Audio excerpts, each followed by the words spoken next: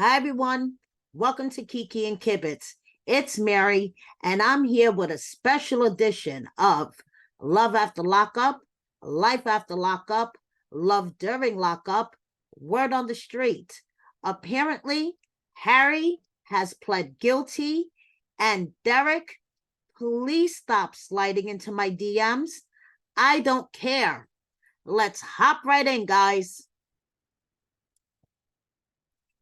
So I published an article at the beginning of the week because a lot of you guys, my followers and subscribers, have been asking me about Maurice, Harry, Nicole, Lamar, and other past cast members that have run into trouble with the law.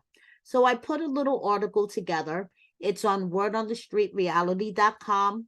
Go check it out, guys. And there's some legal updates. But, as soon as I updated it, like Maurice, he has a pre-trial hearing coming up in September. Harry, who had a hearing coming up the day before yesterday, guys, he pled guilty. Now, as you guys may or may not remember, he went on a little crime spree in January, okay? And he amassed himself a bunch of charges. He dragged a cop, assault, like it was really, really bad. Go check out my article on wordonthestreetreality.com for more. But now Harry's going to spend 71 months. That's a long time, you guys. Do the math. So he pled guilty. He's going to have a long time to think about what he did. And Indy's sad about it. She posted on her IG to her little status thingy that they do now on IG, because IG is like Facebook. You could post little status thingies. And she's sad. And it all started off with him just trying to run an errand for Terry. I wrote about it back in January. Check it out on wordonthestreetreality.com. When he first got arrested, I posted and Terry hopped in on the comments, and she wanted everyone to know that he was just being a good boyfriend. And he was just out doing a late night good boyfriend errand. And it just went terribly wrong. And he dragged the cop. So now he's going to have the next 5 years to think about it. And Indy will always be compassionate, no matter what. And she wanted to let the people know at the time, too. So she hopped in on the comments when someone had something snarky to say about her putting money on Harry's books. She wants everyone to know that she will always be compassionate, no matter how Harry made her look on TV. So Harry's going to have a long time to sit in jail to think about that a horrible trying to be a good boyfriend errand run that went left. So do not get scammed though, okay, guys? Because apparently there's someone out here on social media pretending to be Harry and is trying to scam people of money, trying to get cash apps. So do not get scammed by the fake Harry, okay? And yeah, I wonder if they serve mocha fraps in jail. Asking for a friend. On to another subject. I'm sure you guys have heard that Derek has a new girlfriend. Okay, so Derek has hooked up with this girl. Her name is Angel, and she is a Tubi director. She was the director of the Stacey Stacks movie that Derek was in, and apparently she is going to be producing, directing, writing another movie called You Belong to Me, which is loosely based on Derek's life story. It is being produced by Angel Williams and Derek Warner Jr., as a matter of fact. And it is loosely based on a true story. And if you read here,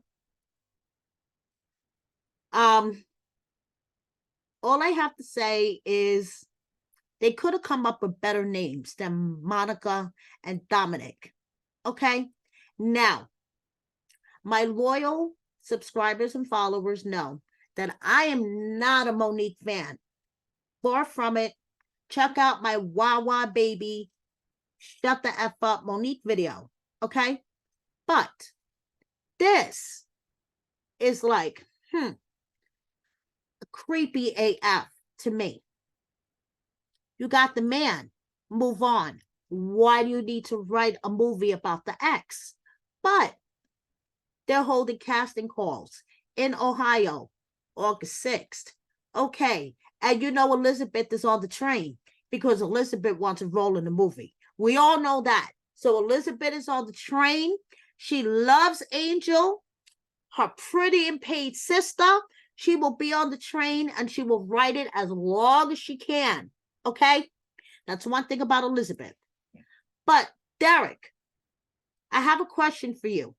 What makes you think that I give a flying shit about your casting call, about this movie, about anything that you're doing, especially after you ghosted me twice for an interview? The first time was the network interview that WeTV hit me up and arranged, and you and or Monique, I don't know who it was, canceled an hour and a half before. Very unprofessional. The second one was the interview that I arranged with you and your manager, and you canceled on me an hour before. You had your manager DM me and say, due to disparaging comments that I'm still waiting for, the disparaging comments, that you were canceling the interview. You knew that I knew about Blazin', and you knew I was going to question you about her, and that's why you canceled the interview. Let's call a spade a spade. So what makes you think all these months later that I would give a flying shit about your casting call, that you would DM me the real? No explanation, just out of the blue. You thought I was going to promote it to my followers on Instagram and say, hey, check this out. Derek has a casting call in Ohio. Anybody wants to go? There's enough platforms out there doing this for you, Derek. Okay, there's enough YouTube channels, enough platforms out there promoting you. I don't give a flying shit. Please stay the hell out of my DMs. I'm old and married. I'm not going to promote anything for you. Goodbye. This whole thing is creepy AF to me. While Monique is out here living her life with her new wig that looks fantastic in my honest opinion, apparently she filmed her update segment. Okay? Without you, Derek. She filmed her update segment. She's celebrating her birthday without you, Derek. You guys have moved on from each other. Why is your new woman sitting in the passenger seat writing a whole screenplay about your ex? That's some creepy AF stuff, okay? You guys have moved on from each other. Monique has done some crazy stuff, opening up credit cards under your name, publishing texts, doing crazy stuff, and you have said you want her to stop. Meanwhile, your new woman is writing a whole screenplay and holding casting calls for a movie loosely based on your life. Creepy AF. Creepy AF. Okay? Move on.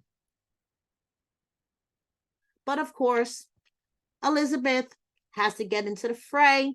I don't even know what she's talking about here. Okay? Back and forth, making my head spin. But hey, when it comes down to it, Angel loves Derek. Derek wants the world to know that he has went from drug dealer to movie producer. But when it comes down to it, 90% of the interwebs would rather take $1,000 in food stamps, me included, than go out on a dinner date with Derek. I voted for the food stamps. Just saying. And this made me laugh so hard this morning, guys. I just had to share it with you. Speaking of Maurice and Mandy, they have started their own YouTube channel.